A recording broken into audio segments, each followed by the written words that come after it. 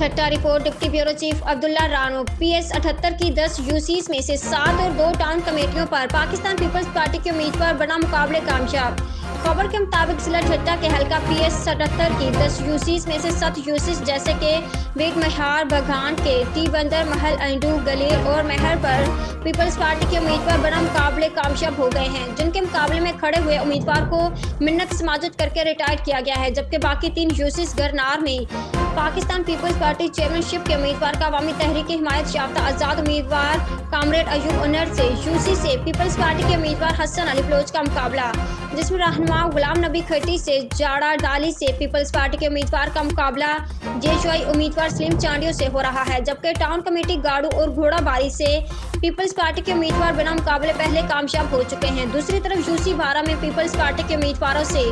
सख्त मुकाबले के अमकान।